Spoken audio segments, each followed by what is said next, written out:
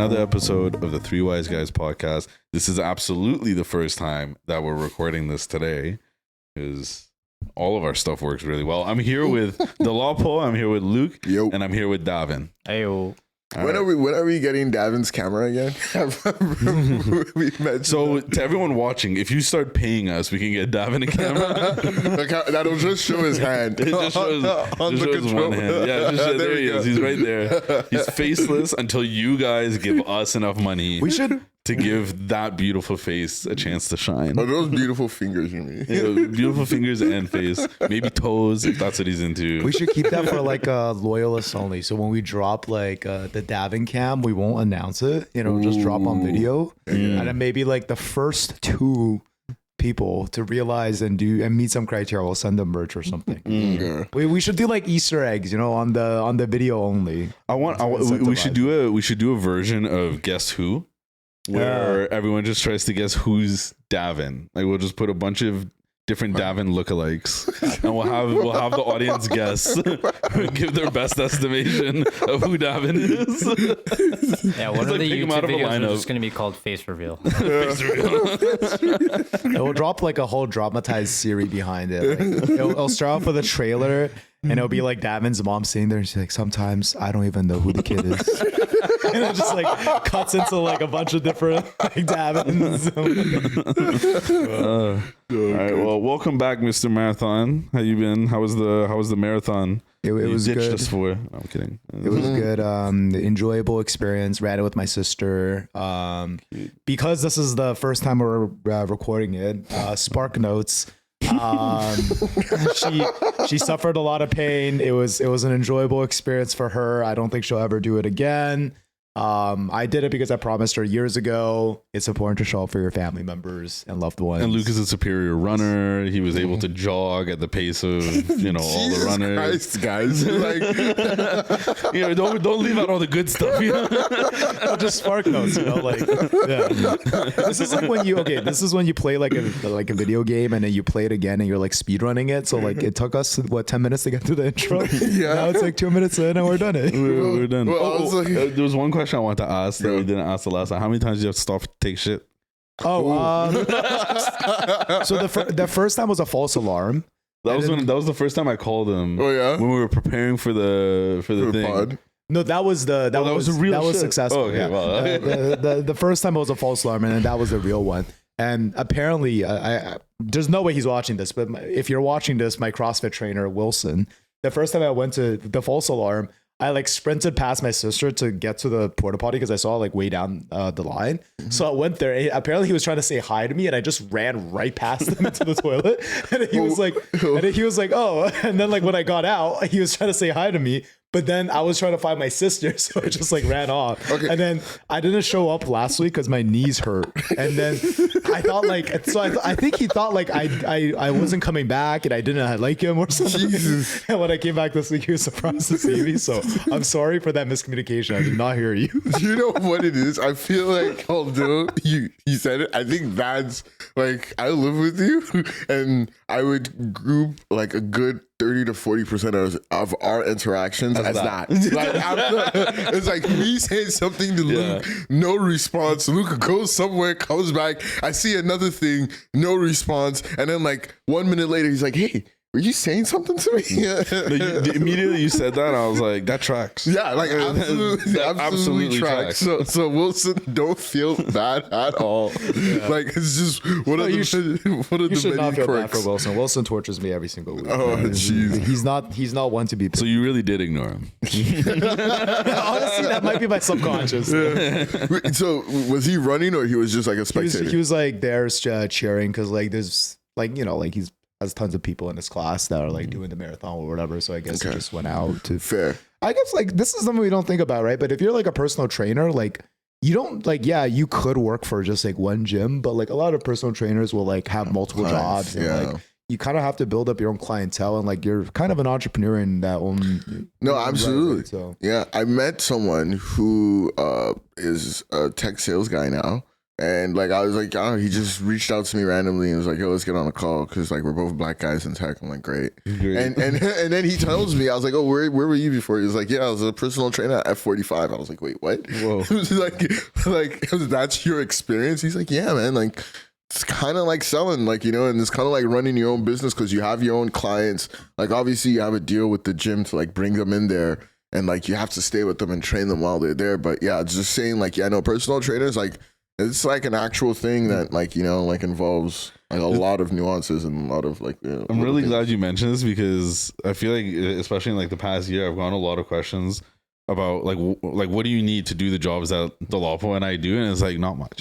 There we go. You really don't need much. It's like personal You trainers. can start anywhere. Yeah. Have a good relationship with someone, and That's you can about work in tech sales. Yeah. You have like a good, I think, like go-getting attitude, and you have to, you know, be a good communicator and all those things. There's right? like obviously in Arya making jokes, like there's a lot you have to do. There's a lot of soft skills. Yeah, There's a lot of soft skills, and you also, depending on the company, like he works for a really great company actually. So I'm very sure like before he got in, like he had to study a lot and he probably went through like 3 to 4 rounds of interviews. But you don't need some like crazy degree, no, or anything like that. Yeah, that's not required at all. Yeah, and then a follow up question to Luke. So like, what like just because obviously like running and just whatever running entails is extremely foreign to me. Like shitting and peeing during a marathon, like how does that like work? So like is the timer paused? No. Is it added? Okay, no. So I've never seen someone ask a question like that so seriously. Like, I have as an experienced runner, shitting and peeing, how do you deal with that? How do you manage that expectation? You know what? These are on like a mile to mile basis. like no, because I would have thought like, oh, when you're running a marathon, like you're just not gonna shit, you're just not gonna pee. You hold that it was till my it's that done. was my understanding too. Because don't you lose time for shitting? That is exactly my thoughts too. So I'm like, oh wait, like if Luke's done this, and clearly if there's provisions for it, then like this has to be a thing that other people do. And so it's like, oh, like if you're gonna shit and pee during a marathon, you're just not gonna win, and you have to resign to that fact. Well, or if you're a professional, you have to. Yeah. So just kind of talk me through. Doesn't that. it make you lighter if you shit beforehand? Like, wouldn't it be advantageous to shit beforehand? Like, you know, like is that something like you shouldn't do for your next marathon? I mean, ideally, right? Like, and is this the first marathon you've shot at?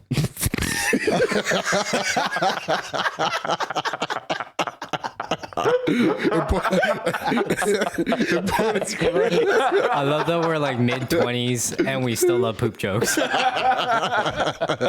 it's just the sincerity of the way that last question was delivered. Like, is this the first marathon you shot? Important questions, eh? gosh, this is way better than whatever political debate is going on in the U.S. Yeah.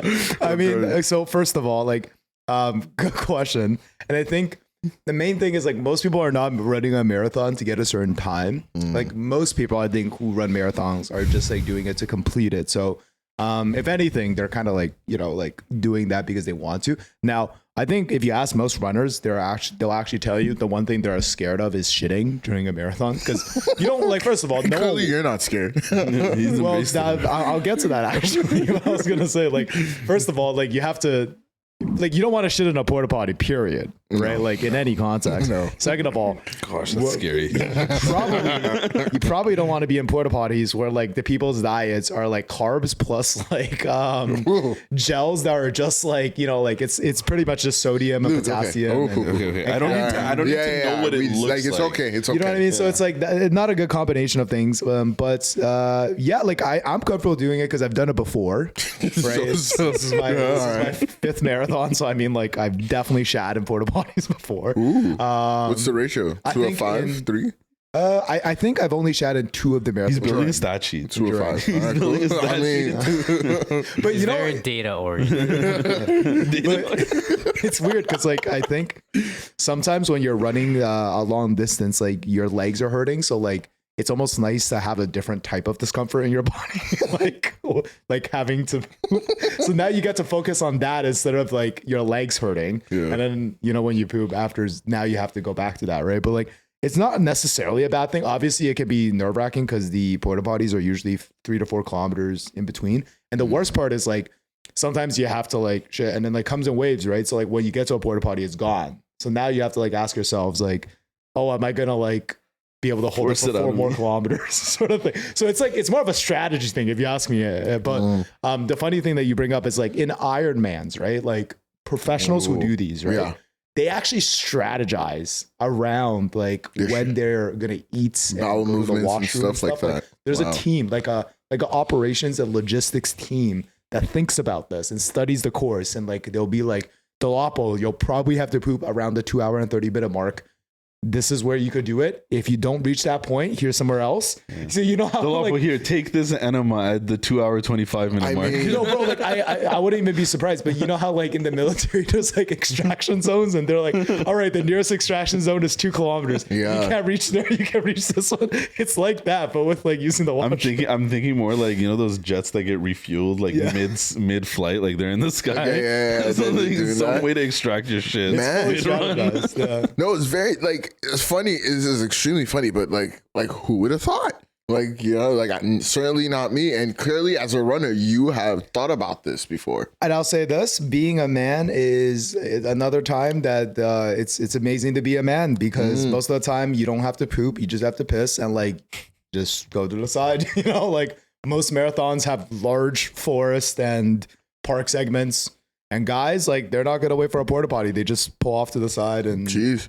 Yeah. You've seen a couple people do this, I imagine. Oh, every marathon you see this all the time. Like like even in Toronto, people will literally go off to the side of the DVP and just stand by the wall and pee. And like that's not only is it normalized, I think it's like actually accepted in marathon culture. Like I think I speak for everyone here saying like we are just getting educated at the moment. I know, yeah, like, blowing my mind. I don't think This whole time we've just been bastardizing homeless people for peeing on the streets. All we needed to do was slap a sticker on their chest and tell them to run a marathon. it's like now I have to look at any city that hosts a marathon. I'm looking at you differently now. Like You're using the city as a toilet. Oh, dude, doesn't Kanye have that like thing where he's like, if I go off to the side of the highway and I'm sweating and I'm running like for like 20 to 30 kilometers, you think I was on drugs. But if a whole group of people are doing it, then it's a marathon. Really? I wouldn't put it past them, but yeah. Checks out. So many bad behaviors get solved when they're in a big group because I was just like, It's like, yeah, like, no, you're now just it's- part now of it's a everyone. protest. Yeah. You know what I mean? No, it's like smoking weed before it was legal in Canada, right? Okay. It's like Yeah, you're it's true. committing a crime unless you're all doing it together. Yeah, in front of on Parliament. the special day in front of one place. Now you're protesting. Yeah, now you're protesting. No, this is cool. Yeah, and I was gonna bring it up too. Like, you know, obviously, brother of the year for running a marathon just because your sister said you would 3 years ago. We all hope to be like you at some point in our lives. And to Luke's sister, if you're watching this, we are expecting a brother of the year trophy in our house this Christmas. So And food. yeah, It'd be and nice food if you too. want to make him a meal that's shareable. Yeah. That'd Yeah. be nice. That'd be great in That'd be nice. fact. So Yeah. yeah, there we go. Shout out to you. Shout out to both of you guys. Yeah. Marathon was good. Halloween was good. Okay. You were in I know Ottawa for Delapo, Yeah. you did some stuff for Halloween. You went up to Ottawa. How was that? Yeah, I went up to Ottawa. It was good. It was really fun. One of my buddies that we all went to school with, although like I was closer with him, he was throwing a party in Ottawa. So he's him and his friends, they're doing a magazine. I think Arya, you've seen like a sample of the magazine before. The Ottawa lifestyle one. Yeah, like they're trying to create a magazine about like, you know, like lifestyle in Ottawa. And for anyone who's been What's it called again? Orange Cube. Orange Cube. Ooh. Yeah. Good. Yeah, Orange Cube. Yeah, that's the name of the magazine. I think I was with Vlad, our mutual friend Vlad. And I was like, Vlad, yeah, he has a magazine called Orange Cube. He's like, the fuck is that? Like Orange Cube, red circle, blue orange, like blue square. Blue cylinder. Like he just Vlad is a walking focus group, by the way. he just rips off 5 other colors and shapes together, and he's like, "What is this?" And I kid you, in my head, I'm like, "This is a joke between us." And then, like, I introduced Vlad and my buddy Akane, and he's like, "Hey, man, like, yeah, I heard about the magazine Orange Circle Square. What is it?" I'm like, "Vlad." It's probably like, excuse me. I don't think This is my party. I don't think he took it too bad, but I just love Vlad. That's But hilarious. yeah, so yeah, no, he has a magazine, which is also incredible. I was gonna say, anyone that's been to Ottawa, you can be found. The city can be found like lacking when it comes and wanting. When it comes to just like social life and like a social scene just in general, it's usually a bit better. Like obviously during the school year, but outside of that, so like yeah, like a noble cause for them. And I guess as a part of that, because there's not too much to shoot in terms of the social scene, like they're starting to throw events, right? So like they did, like he and his friends, they created a wine which we bought, and so they did like a wine event. They did like a picnic during the summer, and then they were doing like a Halloween party. And I was like, hey, like like I haven't been to Ottawa in a minute. My sister lives up there, so let's see if I can kill a couple birds with one stone. So went up. It was great. Like I stayed at his. It was good to be in the city. Obviously, like I loved Ottawa and I lived there, but like the more I live in Toronto and I go back, I'm like, fuck. Yeah, I see what Arya meant. It is kind of shit. But like when you Did you hear that? That's the first time he ever validated me live on camera. That's a moment. What's the date today? November 3rd, 2024. I'll remember this. No, you I'll should tattoo it actually. Like I will say, yeah, you have told me a lot of times that shit, and I always come for your neck. But you were right. Where are you from, Mississauga? Yeah, literally. That usually. Yeah, that was his reply. That was my. That's his defense when someone trips Ottawa. Yeah, like, and where are you from, mister?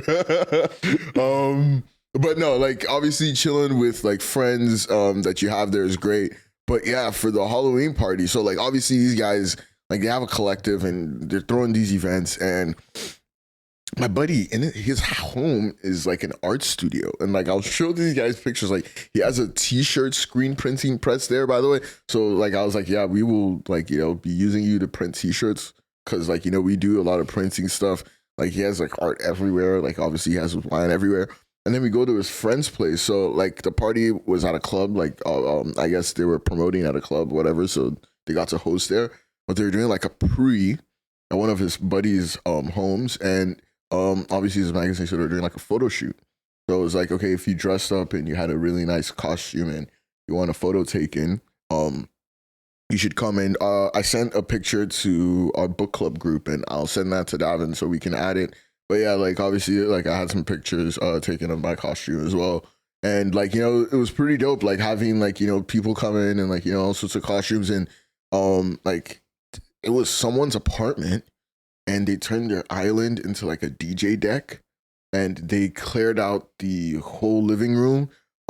Like it's orange is their theme. They had a whole wall painted orange with like pictures from all their past events, like everywhere on the wall. Nice. And like they had like a photo studio set up, and probably like the dining room was like a backdrop and like lights like we have and everything. And it was like obviously like it's a party. There's music. It's like there's DJs and there's music. And then on the other side of the living room is like it's just people taking pictures with lights, and there's a balcony, and like people were smoking and drinking, and so like it was like an absolute vibe. Like, and I pulled a Luke, which for people who are not familiar means get drunk a little too early and have to puke and then not make it to the actual party. Go straight to bed. Because all of this was at a pre. But like it was great. Like I did make it to the party, but like I was only there for like 15-20 minutes. You made it on one leg. You stayed for 15 minutes. Yeah, I made it to the party on one, but like we got there at like 12. So yeah, like I'm not the proudest, not the proudest moment, but like it was a great time. Obviously, it was great seeing people. Like obviously meeting new people, seeing old faces. I got to see Ottawa like in a way that I'd never seen it before. Like through the lens of like these people's homes that they've basically turned into like like dude, like I don't even know how to describe it. Like obviously I'll show the guys pictures, but like first off, they're neighbors. I'm curious how their neighbors feel, because like you get into the apartment building and they live in the building, and from the lobby, like you can hear that there's a party going on somewhere in this building, and you get to their floor and you're like there's no mistaking like what apartment it is. But this is like a pre, so it was before 11. And the pre ended at 11, so maybe that was within the Ottawa laws, like, the city laws. But I can't imagine the neighbors are too happy. And like apparently they've done like 15, 20 events there. But like, it was a really dope space, and it was just amazing to see how like, you can transform your home. And I mean, we do this too, right? Like we return, like we live here, we record here, we throw like, a party here once in a while. And it was like, okay, no, like, there are people that doing this, and it's kind of like, just bootstrapping your way into something. So yeah, like Ottawa was great. And then I came back yesterday on the train, which just takes too long. Like, Jesus Christ, like why is the train 5 hours? You remember we had that whole thing about what's evening and what's night? Yeah. And the Lopo concluded with he's coming back in the evening just for him to actually come back at night. Okay, this is actually a great way to bring it up. You said something in the group chat, I'm getting home at 9. Yeah. I was like, what? We got on the same page about what evening is and everything. It took us a while to do that too. It did. And then you say, and then, he confirmed. When did you leave? Quotations, I'm coming back in the evening. Yeah, okay, I left at 3. My train left at 3:30. Wow, so it was late. Yeah, it was late. Like we had to stop like twice because there was like the conductor literally said, "Oh, there's traffic," and I'm like, "You fucking idiot." Traffic. Like, that's why I take the train, so there's no traffic. You know what I mean? What the hell do you mean there's traffic on the train? Like we had to stop for other trains to switch onto our lane. So yeah, it was just, that's why I was like, it takes like way too long. But like on our evening and night discussion, I want to get Davin involved. So Davin, get involved all you want. We did verify this with internet sources. But like I want to get your opinion. When does evening end and night start? Like in like the time of the day kind of thing. In your opinion, obviously. Is your mic on? Well, for me, I feel like I base it off of like, when do I eat? So then, so first, what's the afternoon? You eat lunch, right? Mm-hmm. So afternoon for me is like actually from like 12 to 3. Okay. So I guess evening would be anywhere from like 3 to 6. Okay. You have dinner in the evening, and then nighttime would be, I guess, after 6. Okay. Very different. Very different. More in line with what I was thinking. So like I was thinking too, like I was thinking like evening ends at like 6, 7, and then night is from like 7 onward. But then these motherfuckers are looking at me like I was crazy, and they're like, nah. No, but the thing is, like, evening for us at least, right? I don't think evening can start before work ends. Does that make sense? Because I don't work in the evenings. Like generally, right? Like you're working at 9 to 5. You don't work in the evenings. No one says I work in the evenings when they do that, right? See, that's interesting because you based off of work, right? I based it off of eating. Yeah, eating. Right. Okay. Fair enough. Like I was just thinking, like I thought, like I felt like evening wasn't like I felt like evening was just like a transition period, like a 2 hour, like 5 to 7. Like I'll agree. Like, like I'll agree. Like like after work, but like I was thinking like 5 to 7 was like evening, and then like and then 7 till like later is like night. But then like I stretched it till 8:30, but I could concede with 8. Yeah. You know what I mean? But like way past 7. I think like the conclusion, obviously, like we were Googling and well, this is interesting though, because like when I first came to Canada and like Korean dinners, they operate very differently. Like we'll have dinner at like 10, 11 p.m. Okay. So it's like same with us. I've had like experiences of like it being like very, very late. Yeah. And then it adjusted to like hearing people say like, "Oh, I have dinner at 5." I'm like, "You have dinner at 5?" Yeah, that's pretty insane. Yeah, no, people. I'm still sending emails at 5. Yeah, I can't eat dinner right then and there. Literally. Yeah, no, it's interesting, the conventions, and I think people were like anywhere from 5 to 9 p.m. I think it was GPT that we used. People consider evening, and I was like 9 p.m. But I guess like in the summer it doesn't get dark till about 9. So like conventions is evening and night are just very interesting. But yeah, no, that's like kind of like a segue. But what about you? What was segue? That was no segue. Sorry. That was like a tangent. Yeah, not a segue. Wrong words. Well, how was your weekend? Sorry. I had a great weekend. My highlight of the weekend was going to Vince Carter's retirement jersey game. I see the Vinsanity right here. What's a retirement jersey game? Like the Raptors retired Vince Carter's jersey, yesterday. So they hung his banner up in the rafters, and now at no point in the future can a Raptors player wear the number 15. That's essentially what that means. So it was this big ceremony. They did it at halftime. He came up, he gave a speech. His whole family was there. Masai Ujiri gave a speech. His former teammates were there. Like Muggsy Bogues was there. T-Mac was there. It was a very, very important day. And it's also the 30th year anniversary of the Raptors. So that's why they wanted to do it this year. Okay. So today, November 3rd, is the 30-year anniversary of the Raptors' very first game. The very first game they played was 30 years ago today. Okay. Yeah. And is this the first jersey they're retiring?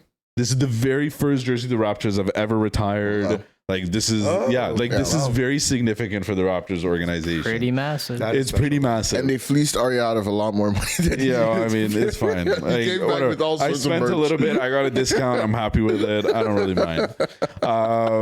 Sorry. No, you're good. You're good. So anyways, the game was great. It was a nail biter. We left a little bit early, but it went to overtime. I saw that. And we beat Sacramento, which I actually did not think was going to happen at all. Yeah, did they look good? They looked pretty good. It was okay. A lot of times throughout the game, I thought both of them looked pretty bad, but they picked it up near the end. We really have basically nobody on our team. I mean, we have RJ Barrett and we have Grady Dick. I was gonna say Jakob. I remember when we did 2 trades last season.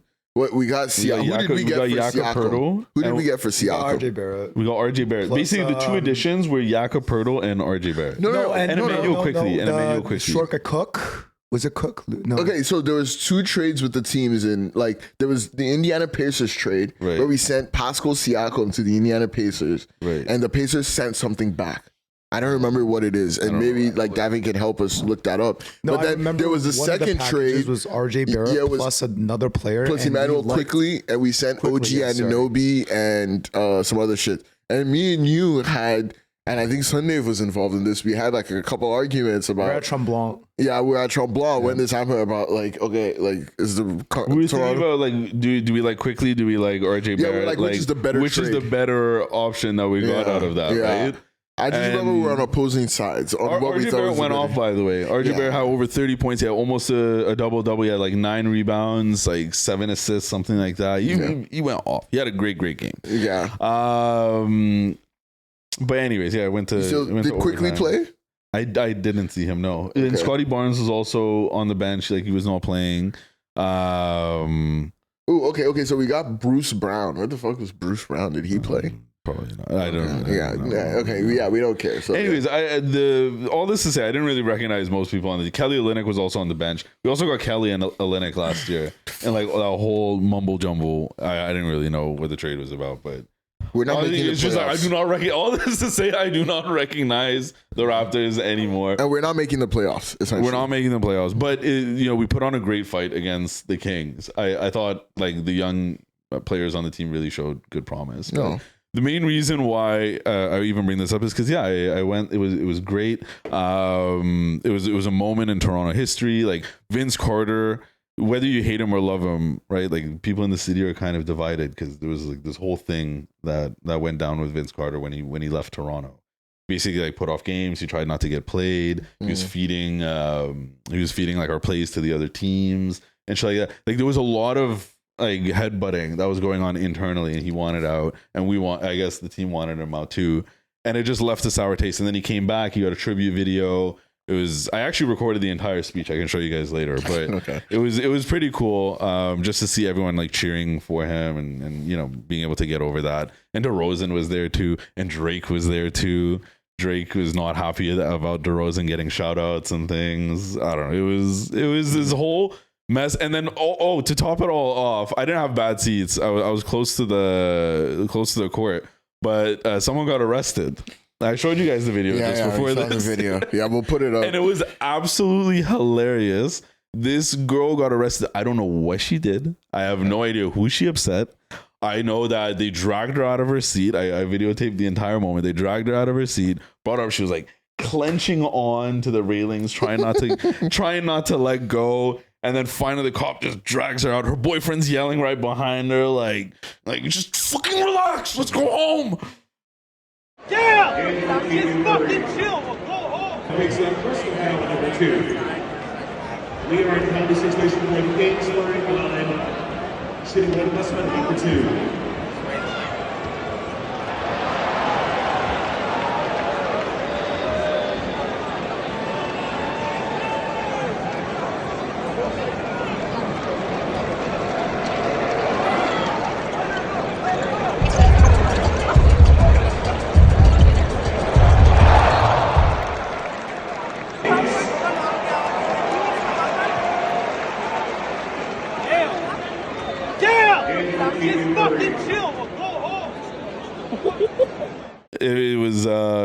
It was funny, and this was all happening like right at the game, and we caught a T-shirt as well for dancing. Oh, did you actually? Yeah, we caught a T-shirt, a nice T-shirt, a nice Vinsanity T-shirt. Oh, that's actually it was cool. pretty sick. Yeah. So yeah, game was great. Seeing Drake there was interesting. I feel like I've seen Drake in person so many times, just from different events and things like that I've been to, and it's always been obviously the same long distance, but just seeing him every time, seeing him interact, it's kind of weird. Like he's just in this area. Like his evening tonight is the same as 22,000 other people in Toronto. Like he's just chilling at the game. But he was walking out with Chubbs. And Luke, it's because we don't care about Drake. For some people, it's a big deal. I don't think it's a big deal. Actually, that's my point. I'm saying because he's there so much and he's around, is not a big deal. What did you want to say? No, I was just gonna say I don't think he had the same evening. No, it was not the same evening. He came in through a different entrance. Different entrance. He arrived in a different vehicle. No, I wish it was the same evening. He has different post plans. He did not come home to talk to his roommates. Yeah, no, did not at all. Very different evenings. But for did you say he had Chubbs? No, he was sitting next to Chubbs. Oh, okay. And when they left, they like dapped up this one guy who ended up going and sitting in his seat. So I guess he was just like leaving the game, and he knew these guys, and he was just like this guy with like this like young girl, you know what I mean? And he go sit down, so they got there. I can only assume is a financially mutually beneficial arrangement, and then I look at the court side, and there's a lot of I'm not hating. I don't want to be so forward about it. Yeah, go for it. But I saw many of these arrangements, and it's just when you're that close to the court and you see them, it's just a little funny, You're seeing these older dudes, the little sugar babies. Or having you heard about the epidemic of young female lawyers and CEOs and neurosurgeons who are just so happen to be very into older men? Yeah, no, obviously, that's they're all. Yeah, absolutely. No argument there. But just I've seen it a lot more. I don't know. Maybe it's just I'm getting older. I'm going to places where I see it. You know what I mean? I understand it now. It's a part of what we read, what we see, who we talk to. But I feel like I'm noticing it a lot more as I get older than when I did when I was younger. Does that make sense? I think it makes sense. I think it might be occurring a little bit more too. I don't know if you guys saw this, but like Bill Belichick went viral. I think Arya saw it, like because Billy boy. Yeah, for Davin's looking lost. Bill Belichick is he was the former coach of the New England Patriots. Like Tom Brady won. He has like 8 Super Bowl rings or something like that. And he went viral because he or his girlfriend posted like a picture of their Halloween costume, and where he was like a fisherman and she was like a mermaid, and she looks like she's like in her 20s, and Bill Belichick is probably like in his 70s. she looks like insane. She looks like given the correct PR person, you could tell me that's his great granddaughter. I didn't go that far, but yeah, she looks hot and she looks young, so great for Bill Belichick. But obviously, people are like, wait, what is even happening right now? What is happening? How old is Bill again? But he has how many rings again? Oh, okay, that's okay then. Yeah, no problem. 8 rings, and that's the name of his boat, apparently. Really? You know what it is? I'm sorry, this is kind of related, but recency bias. We all come after Leonardo DiCaprio, and we're like, why is this guy in his 30s and 40s like going after all these girls who are under like 25 or whatever the age he is? Yeah. Listen, we have to pay respects to the goats of the game, okay? Hey, there we go. The NFL owners, The real CEOs are 70 years plus. They paved the road for the new goats like Leonardo DiCaprio. Like we Leo. have to pay respects Jeez. to the people. What would you call them? The pioneers. The pioneers of the game. Of the game. True pioneer of the game was Hugh Hefner. Shall we say early adopters? Early Yes, adopters. Definitely early Early adopters. movers, the early adopters. Early adopters. Oh my shit. The dot-com bubble gainers. I don't even call them like cradle robbers. That could be a good merch thing. Like it says like sugar dad, and then you cross it out, and underneath it says Early adopter. Early adopter. Oh jeez. But just insane. I think that's a good great. ideas I don't want going on camera. No. Hey, what? It should go on camera. So if you ever see that Copyright. shirt, there we go. Boom. You ever Davin's see gonna file a lawsuit against you. There we go. You see that shirt, you know where it came from. Like absolutely. But like just on that, like, how do you guys feel about like men or women who? And sometimes I think a decent amount of time, like it's not an explicit financial arrangement, but they get in some kind of relationship, or like it doesn't have to be long term, some form of relationship, and they let the significant other know, hey, like financially, you don't have to worry about anything. Like I will take care of all of that, and all I need from you is for you to love me, etc. Right? Like there's absolutely relationships like that. And if anything, I think those relationships are being glorified. So like, and like, I want to open it up to not just like sugar mom, sugar dad, and sugar baby relationships. It's even like, the old housewife, and the full housewife versus a working husband kind of relationship. So like, my question is that a red flag? Like anyone that gets into the relationship, like at the beginning, is like, hey man, like we're entering this relationship and you won't have to contribute financially whatsoever to this relationship. It's all on me. I just need you to love me and etc. I say etc because I don't know what the other stipulations are, but love me is definitely usually one of them, or at least pretend to love me, and then on and on and on. But yeah, just putting it to the floor. I feel like you're gonna get two different answers depending on the two types of people you ask. There's only two types of people you can ask this to. Okay. And it really boils down to it. All right. People like us, you can ask this to. You'll probably get a certain type of answer, and then you can ask it to people who have actually been offered this arrangement. Oh yeah. And I imagine they're gonna give you a very different answer. Okay. And like what? Like I mean, what is your answer? People like us. I guess none of us have had this arrangement. I haven't had a sugar mom before. Like I've when I was immediately looks right.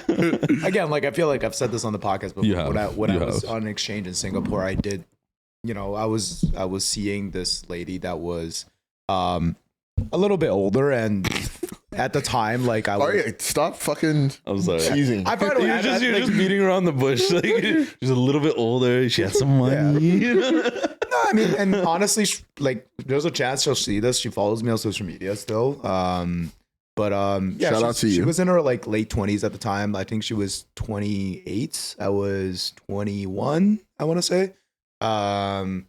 Where she took me out for dinner, I could not pay for it. I was a university student, and it was very clearly communicated to me that, hey, like she just had a breakup and she wants to spend time with me, and she just wanted to go on dates, and she would be busy, and yeah, like that was what it was, and it was really great. How that ended up ending out was she wanted something more, and I was like no, and that's pretty much how it ended, right? Like and again, like for me, like my answer, well, obviously, like this is gonna sound weird because I just gave that context, is I think the answer is yes and no.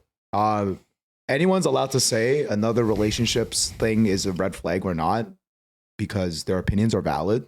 You know what I mean? But at the same time, the most important opinion in a relationship is actually the two parties, in my opinion. Yeah. And I think there are tons of arrangements in the world today which work super formally, like you say, where it's like these two parties will get together.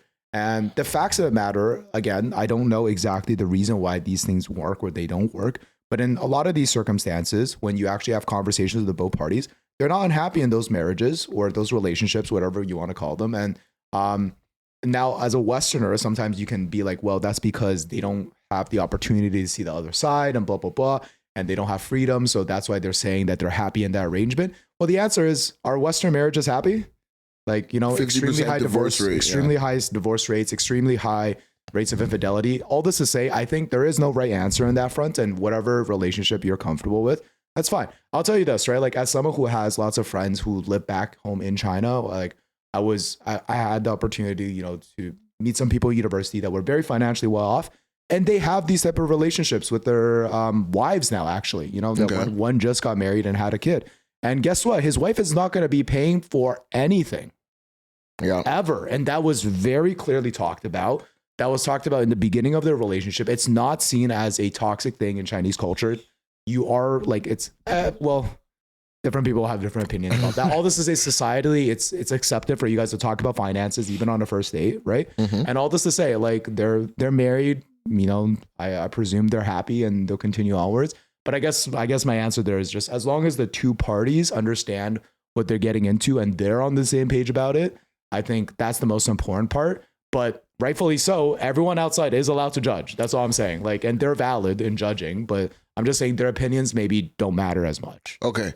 I know you want to go next, but two things, Davin. I need your help. Can you help us like search some stats about like I want to know the divorce rate for marriages that have this arrangement. I'm willing to bet that it's significantly lower. I think than so the too. Traditional method. Like, I feel like so for families that marriages that like, you know, like the financial burden is like more than 80 to 90% on one person, and then also like I guess like with an age difference of more than like 10 to 15 years. And then Luke, as a follow-up question, based off of, before we go into that, based off of your relationship, I know you said she wanted something more, and like without going too deep into that, do you think like that factored into your decision of not wanting to go further in that relationship? No, that one was like, and then we've had these conversations at our own time, but like that one was like, I was in university and I was like young and I was not ready to take those steps. Like, I was literally not graduated. Okay. So like, again, if given the same age gap now, like I'm 26, first of all, I'm in a relationship and I'm very happy. Yes. I love my girlfriend. But I'm 26 now. If I was dating like a 31 or 32-year-old woman and she was like, hey, would you consider getting married? And I was actually in a good relationship, I would, right? Yeah. If I was single, would I prefer to get into a relationship with someone that's like 7 years older than me and is financially significantly doing better than me? Maybe not. Like, that wouldn't be my preference, right? Like, on a dating app, I wouldn't select those things. But if I met someone and I was single and we vibed and that turned out to be the case, then why not, right? Like, I guess. But again, I'm saying that in the context I'm in a relationship and like that's not going to happen. So I don't know if that answer means anything. Davin, I was going to say you should search. You search for one-sided finance. I don't think that's the term you should search for. I think you should search for like marriages where like there's one breadwinner and like they know that like from the jump and like they agree. Because this one includes people who probably just they're still struggling, right? The idea, like, we want to know the ones that aren't struggling. You know, the ones that there's an arrangement like I have so much money, you don't ever have to work another day in your life. Here's the thing. I think those that, like, I don't know if we'll find those stats. If we find those stats, I think they might support one side. But something else that people might say is that, well, in the case that one person is completely financially tied to the other person, like in some of these countries, I don't know what the law behind marriages are and stuff like that, but like they might not have an option to be divorced because then their life would be completely like. I'm just curious about the United States of America, to be honest. Fair. But what do you think, Arya? Well, I think it could absolutely be a red flag. Yeah, it could this means this person probably likes control and doesn't want to give it up, and likes to be in charge essentially. And when your money's on the line, there's very little other people can say against you. You know what I mean? You kind of are allowed to get away with things, and I think that's a little bit of a given. However, I will say all this: they could be having a red flag, right? You could, I think you would approach this in the nicest way possible, where right at the beginning you say, "Hey, I want to take care of you. Like, I want to do this, and this. Are you okay with that? Great. There's an agreement." Probably not the reddest of flags, still probably orange, because you still want like this absolute full control over your situation, over another person. Like, that's not normal, right? Having full control over the situation, and that's not a normal thing, because we all agree, and we've had this conversation many times, where there's things in life you don't have control over. So as soon as you start trying to modify things in your life to exert that control, like that's a little bit of a flag. Whether it's red, orange, beige, whatever. Yeah, it doesn't really matter, right? Yeah. But it's a little bit of a flag.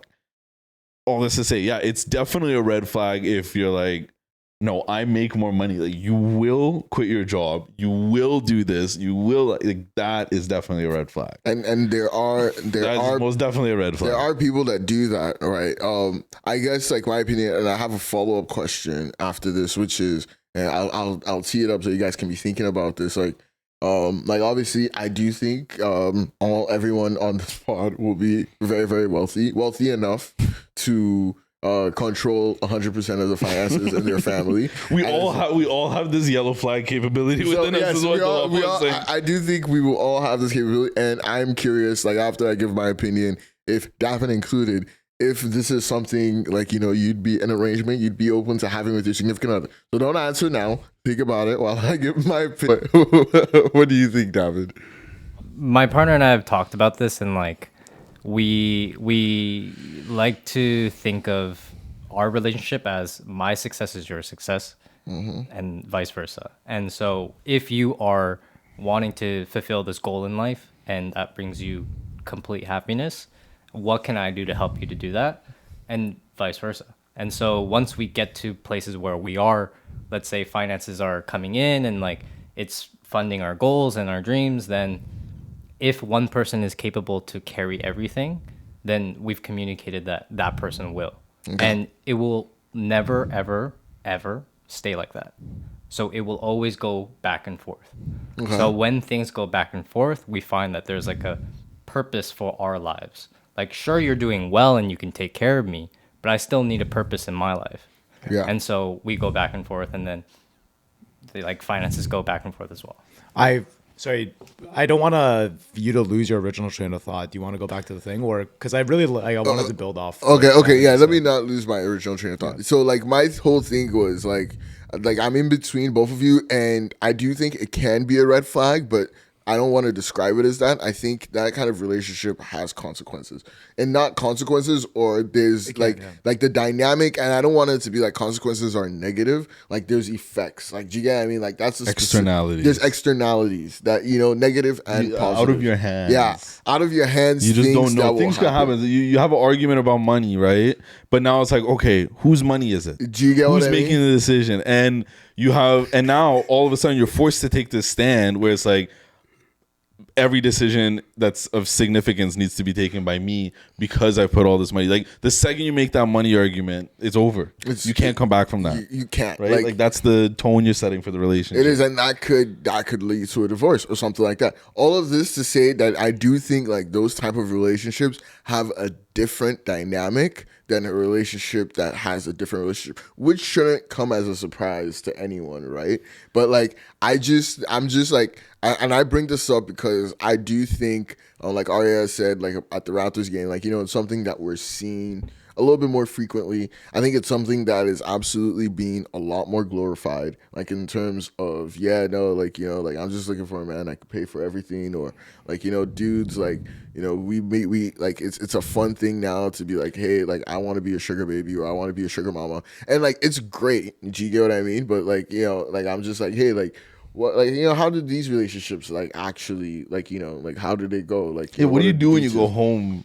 That's what I always think. Like, when you go home, like, what do? You just kick it on the couch? Yeah. Do you just like texting on your phone? Like, are you actually just not interested in this person? Yeah. I mean, how does it work? Everyone's a little different, of course. Yeah. But I think about it. I think about it. And like, I'll give 2 anecdotes, or 2 stories that I heard. Like, first, like in Ottawa, like I was talking, me and my friends were talking, and we heard about someone.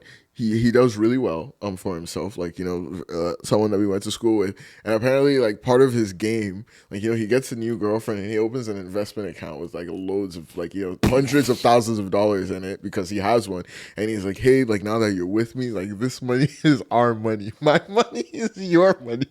That's his opening line. That's like, obviously that's how he closes the deal once you become his girlfriend, kind of thing. Like, you get what I mean? After day one, or no, like, you're his girlfriend now. Like, I don't think like he opens it with like he's just No, met this is, you. This is the hammer it in. Yeah, this is like to hammer it in, like like he shows, like dude shows you a bank account with like hundreds of thousands of dollars in it. And says, It's compelling. Hey, I It's mean, very compelling. like, It's and very compelling. It was funny because I was like, "Oh, how did you hear the story?" And he was like, "Oh, a girl he did this to told me," and I was like, "Oh, did she become his girlfriend and stay with him?" And yes, she did, but the relationship ended, and she was telling us, "Oh, this is one of the ways he closed the deal." So all of this to say, like, that's an example of where it happened. And then I was listening to like an athlete podcast as well, and the dude was just talking about, he's a retired athlete, and he was like, oh, like, he was always going for the girls with no credit score, couldn't pay their rent, like, didn't really do nothing, and like, he would pick, like, some people call this tricking, obviously. Like, that's fucked too. Yeah, like, that's so fucked up, man. those are the type of girls he would go for, but he's changed now. He was like, because the issue was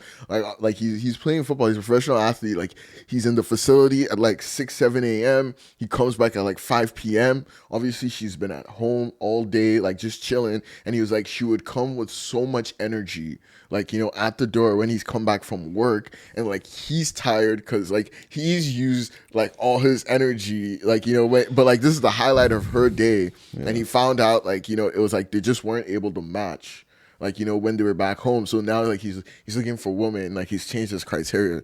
Like, he's looking for women with a career, or at least have something going on. Just like, something going on. Has nothing to do with money. That story has nothing to do with money. Okay, fair. So that maybe was not like the best. they're bored at home all day, and they have honestly, no way to expend their energy. Sorry, I just want to like take a step back because I'm like, a lot has been said. A lot has been said. There's a lot going on in my head, and I want to just try to deliver in like a condensed and way that makes sense. First of all, the state of like families and relationships is in fucking shambles. It's bad. Tell them how you really feel, Luke. It's bad. Like, just even listening to this conversation, like, fuck, man, I am sad. First of all, like when you started with like relationships where one person is like much more financially involved and that's communicated, I was not even like thinking about this super depressing thing that you're talking about where one person doesn't work, has no life, is basically just a symbol of, like comfort, maybe physically plus emotionally, and it's basically like a cheerleader. You're paying for a hot cheerleader that like, satisfies you. It's literally a trophy wife. It's companionship, right? That's all it is. Yeah. That's not a relationship. Let me just say that. That's not a relationship. And I would never even use it in that context, which is why I came from that standpoint in the conversation. I don't think that's a relationship. Sure, the dictionary definition, it's a relationship. That's not a relationship to me. Luke, that's a hot take, but okay. No, I'm making that very clear. I'm saying that's my opinion, and that's not a relationship. A relationship is one to me where both parties have a unified goal. If we can't start there, there isn't a relationship. In that situation, the parties have completely different goals. One person wants comfort. One person wants finances, and they want to be taken care of. I don't think it's the same goal, right? Now, if you both come from the same goal, which is like, okay, like we both want to live a good life together, and you are a part of that, right? These are not the same types of thoughts, because then it's about resource utilization. It's about what makes the most sense. And guess what? Someone cannot work, and there's a ton of things to take care of. What about their parents? Parents get old and they get sick. That's something that can fill up their time. What about kids? Even outside of kids, what about being a homemaker? All of those are efforts. Those are not small efforts. My point being, yeah, if you're talking about a person who's going to sit around all day, no hobbies, that guy has a caretaker, this person is purely just a companion, obviously that's depressing. How is that supposed to not be depressing, right? So that's not a relationship to me. And like, that's why like when Davin was coming at it, I related to that so much, because I think when you're like really thinking about a relationship, and again, what I was kind of describing, where both people have the same goal in mind, which is like companionship and mutual like development, whatever that for the rest of your life. Those are factors outside of that. Like, that's, I guess, what I'm saying. Like all this like, oh, I'm going to pay this and this and this. Okay. Now it's a menu, bro. It's a service. It's like, in exchange for this, you get these. And then it's like, is that right or wrong? It is, which is what it is. It's paying for a service. Is me buying fast food right or wrong? That's kind of bad for my body. It's just a service at that point. And people can use their money however they want, but that's not a relationship. I just want to be very clear about that. I think a lot of people would think it's a relationship. I agree with you, by the way. I think it's not a healthy relationship at all. The issue is, you could have that agreement where it's like, oh, I am going to have my own life. You can try your best to do it. I think most people when you take care of all their living expenses, their savings, their family, and then some, they will revert to this upon being in a relationship. So it might not even be something you planned on or arranged. This is like the natural progression. I think when you just basically induce complacency into a person by covering all of their financial bases, taking care of all of their needs. I'm not saying it's 100%, but I'm saying in many cases, so you have no needs this might happen, even if that wasn't the goal at the beginning. Even if you wanted a good relationship from the jump. Does that make sense? At least what I'm saying. Arya, I totally agree with you. My family is a great example of that. Like my dad and my mom, like you know, and my mom has like obviously my dad's no longer here, and like you know she has to figure out life now. Like when someone doesn't pay for 100% of all your needs, but like it was your mom. No, like not calling out. Like no, she's doing great by the way. Okay, like yeah. she does have her business and Good, she does like. good. But like just saying like hey like I know like and like I love you Luke and obviously like I understand what you think, but like you know those intentions are very innocent. No, I don't think you understand what I think because of the way you're talking about this conversation. I don't think you understand the way I think because. What my question is are the only responsibilities in one's life financial? No. So like the reason why is because like yeah like being a caretaker, being a homemaker, having kids, like you know staying at home, like yeah no absolutely that's the age old excuse like you know like men have used you know to like not used but like that has been the traditional like you know family structure that like you know like feminism is coming against and stuff like that, and that was the structure of mine. Like my mom wasn't like at home not doing anything. Like my mom took us to school every day, like you know brought us back home. Like she was absolutely the like you know my dad was like the most present person, like you get what I mean. And did your mom want to do that? She wanted to do other things. She wanted to do that, but she also wanted to do other things. So that's not what we're talking about. Okay. Remember how we started this off. A relationship is one where two people have each other's mutual benefits in mind and with the goal of doing that together. So in that situation, that relationship wouldn't have one where your mom's at home and the dad's out working, because in that relationship, she would communicate her needs and she would be like, I don't want to be a homemaker. Could you hire someone to do that? Can I go off and run my own business? And if your dad had the same perspective, he would have that conversation with her and that wouldn't be the case. But you're right. If that was how your mom felt and she was forced to be a homemaker, that would be bad. And I'm agreeing with that. But do you see how what I'm explaining, none of what we're talking about, in my opinion, exists in like the vein of a true relationship? And how did I start this off? Relationships and families are in shambles. What do you think the standpoint of two people who, like in this whole conversation, you know what it really made me think? Every single thing that I feel like you and Arya have been discussing, not like specifically like in terms of like the main point, but it comes from the standpoint of what benefits me as a person in this relationship. That's not how I think about a relationship. If that's how you think about a relationship, I don't think it will work. It might, but like I don't think it's set up for success. I think a good relationship always comes from the standpoint of we take each other's mutual benefits in mind. And if we can't come at it from that point, then how are we even supposed to take another step? How do you not buy a gift for someone and expect something in return right away? How do you not do something for someone and expect something in return right away? Because that's not where a relationship is. Love is full of sacrifice. That's why relationships are this thing that we romanticize, because they don't make sense. People act in a way that actually doesn't make sense. And that's why I always come from the standpoint, relationships actually don't make sense. It doesn't benefit you a lot of the times. But why do we still want to have that, right? It's this intangible thing. So that's why I come from the standpoint, relationships are a place of sacrifice. You keep each other's mutual interests in mind, even if it doesn't benefit you. So that's why the last thing I want to end with, let's take two examples. One person's paying for everything, right? In your example, I think that's really messed up. But what about an example where both people are ambitious, okay? But the wife somehow makes more money, and some people have sick kids and they have sick parents, and they're like, hey, we need this much money to survive. Can we sit here and figure out like how we spend our time? Because we need to spend time with our parents. They're getting old and dying. We can't afford to put them in a home, but we can't afford for one of us to stop working. And we need to take our kids and we need to do that. In that situation, one of the two parties might be like, you know what? Like I don't want to sacrifice my work, but I understand the situation and I might take that step, right? That's the only way that can happen. But I'm saying if that happens, and now one person is now supplying all the finances, I don't think that's a relationship where that other person now has no power. You see what I'm saying? Can I add on? I feel like one other thing is like when you've made that hypothetical agreement of like one person is going to take care of the relationship financially, do they in some way like kind of predict like there will be things out of their control to finance? Does that make sense? Like let's say I'm the guy that's bringing all the money and I want this relationship because other reasons and I will provide for you financially. And so there's some sort of expectation already laid out. Yeah. Yeah, But there's then a something sharing. happens and then I'm like, man, like do I really want to do that? Because now I'm not getting what I want. Like I'm having to sacrifice what this is. You already kind of build this like relationship of like give and take, give and take. It's not like unconditional. You know what I Yeah. mean? And so in that sense, it is kind of shitty. But my other point was, I think it's interesting to indulge just the thought of it because of how bizarre it is. It's very polarizing. It's a Yeah. very popular It is. phenomenon right now.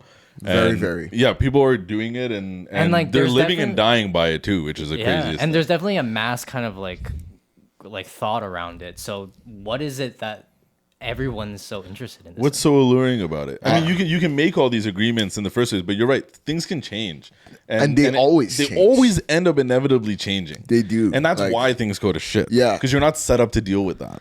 And I wanna introduce, and like we can end on this too. Like I think like there's like Luke rightly said, and like Davin was alluding to, like, you know, finances is just one aspect of a relationship, and but I would argue, like in almost any relationship, in every relationship, finances is probably one of the more important aspects. It's a of top three pillar. It's a There's pillar. like three pillars that bring into place. you know what I mean? Family's another one of them. Family. So like all of this to say, like financials are like a foundational aspect of a relationship. And so like, you know, when someone like, you know, has complete autonomy and control over like a pillar of a relationship, then like it's like, you know, isn't now this stool now a little bit uneven? Like, you know, like yeah, I could be bringing in most of the money, but my wife could be managing the money and like actually be the person that, you know, audits, does the expenses and does all of that. And we have like a joint account. Like, you know, that could be arrangement. Or And she could be like stealing money off the side. Off You know what I this, mean? like- you wouldn't even know. and you wouldn't even know. and but now like, who's in the wrong? You know what I mean? Yeah, and like that's just, but like obviously there's that trust there in that relationship between both of them where it's like, hey, I might be bringing in that money, but like this money thing is not just me. Like it's both of us, and like in as much as I'm the one going out and bringing it in, like I need you to divvy it up and figure out like, you know, capital allocation, like allocate it properly, and like that would be a more balance. But I think like the more popular thing here is like, you know, like just the concept of putting someone on an allowance. Like, you know, like I feel like that's kind of like a leash. No, you're an employee now. Personally. Question Like, two, just go. another hypothetical. It's like, let's say you bring all the money, but Yeah. you're so just trash at like keeping everything in track. Yeah.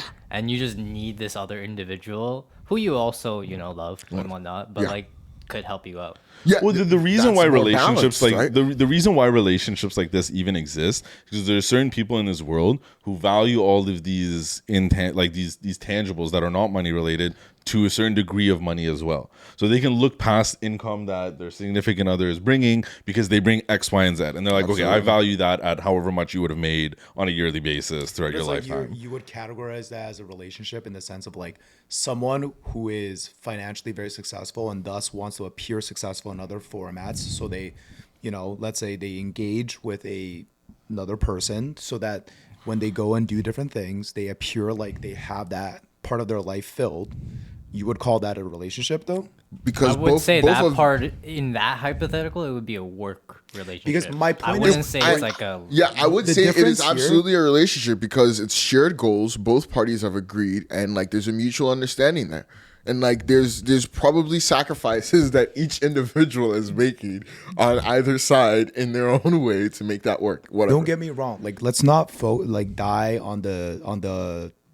First of all, like you can call anything a relationship, both in the context of like the term relationship, but also in the sense of like, yeah, you could, like I proposed to someone when I was in senior kindergarten. We're technically married to this day. Okay, I could theoretically be in a relationship with that person. Yeah, your You can relationship use that ended with term- that person. My point is, you can use that term in any way, shape, or form that you want.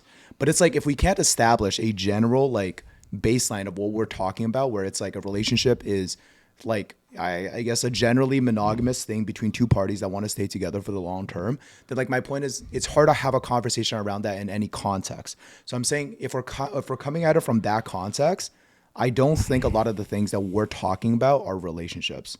I just want to clarify that. Sure. Because my point is you can apply that definition to anything. But to have a conversation around something, we need to have a unified baseline understanding of what that is for there even to be a conversation around it. Does that make sense? I think from my understanding, the context of this conversation was a relationship is a situation where two people are in relation and they are together. That was my basic understanding. So yes, but that's a why I tried to relationship. clarify. I was like, when you said what you said, I was like, I think that's what a healthy relationship is for sure, and I think that's the differentiator. Yeah. No, So- okay, sure. What, did I understand that wrong? No, I'm okay. My point about this actually is like if you come and if you're talking about a topic, right? And you're like, what is a relationship? Is it good or bad? But then the definition of that relationship is two people who agree to something.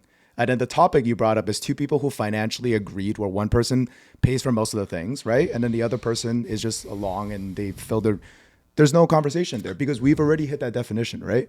The definition. No, I mean the other You see person, what I like mean? the person, like the other person has to agree to some stuff. Like I said, to love, I brought up love, and then I said etc. Yeah, I'm saying, because but- other people have other things. So like that, like I'm just saying, like yeah, there's the But financial. you didn't bring is x squared is 5. What's x? You brought x squared equals like equals like you basically you did like x equals 5 because if you're coming in with a relationship is one where two people agree, and then the topic is one guy's paying for most of the stuff, and then the other guy's not paying for the other thing, and they agree to that. Is that a relationship? Like, what's the topic then, right? Yeah. What's your opinion on that relationship? I think that was the topic. Yeah. Oh, okay, I thought okay. No, I might have a different understanding of this topic once I hear it back. But I think we exhausted the topic Yeah, overall. for sure. We For sure. got what we wanted out of it, which was a conversation and a flow of opinions Yeah. that brought it all together. And I think that's exactly what we got. And we are at time, so that kind of stretches us. No, this is great. But yeah, ladies and gentlemen, thanks for tuning in to another episode of Three Wise Guys podcast. We love you and we appreciate you constantly listening. And even though we say stupid things many times, Many. many times. Stay tuned. We have more exciting stuff to come. So until next time, one love. One love. Mwah.